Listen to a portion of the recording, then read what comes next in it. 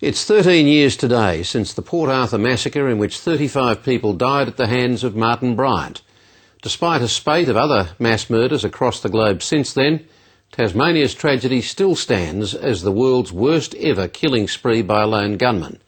Bryant's 11th hour guilty plea spared victims' families the trauma of a full trial, but it also left many questions unanswered. Now 2 Australian journalists have written a book investigating the forces that shaped Martin Bryant. Deborah Cornwall reports. Do you think you'll be playing with firecrackers anymore? Yes. Don't you think you've learned a lesson from this?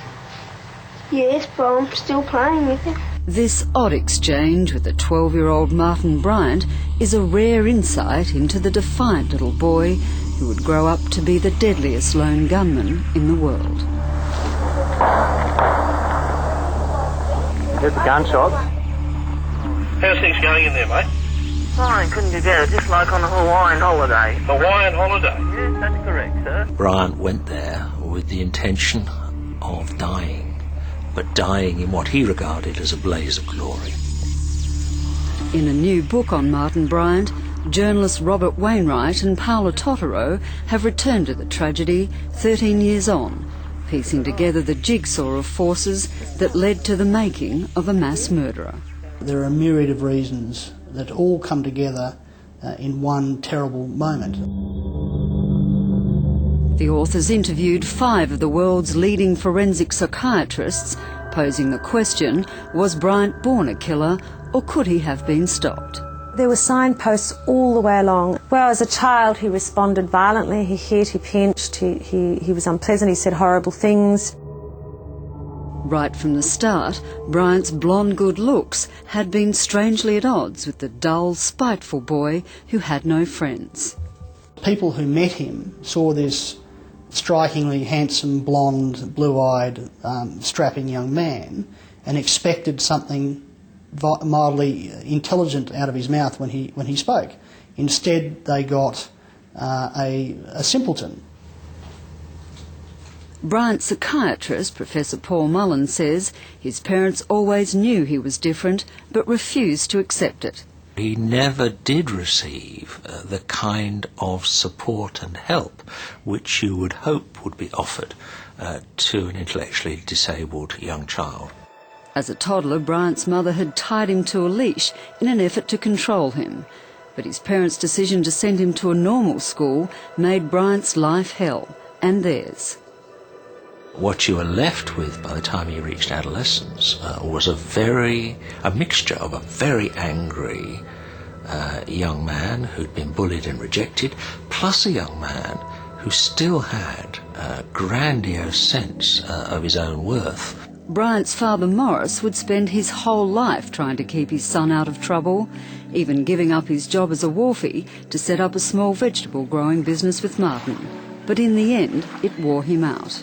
His father committed suicide, from what we understand, from the sheer burden of trying to keep this kid, who he loved but he knew could become dangerous, on a leash. Just 10 months before his father's death, Bryant had also lost another great supporter, Helen Harvey, a local eccentric and heiress to the Tattersalls fortune. She was a lady who clearly was looking for a child substitute. And what better child substitute than Martin Bryant, who had the emotional and intellectual age of a 5-year-old, and essentially she adopted him. Bryant was suddenly a very wealthy man, but lonelier and more dangerous than ever. So what this young man did was to use his money to buy himself long-haul international airfares, and he was literally flying backwards and forwards to the UK so that he could fix on some poor soul in the next business class seat to have a conversation with. Bryant's doomed attempt to find new friends would continue for 2 more years, all the way up to the last hours, even minutes before the massacre.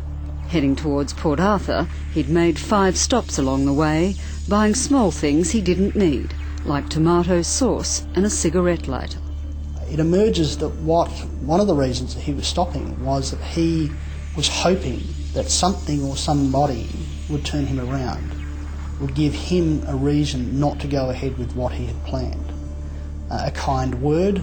It ended apparently over a cup of coffee with a tourist. The man ignored him, and for Martin Bryant, the world had been given its last chance. There's somebody going crazy shooting people here. Bryant was ultimately captured after police negotiators stalled on his demand for a helicopter. Have you done any training to become a pilot?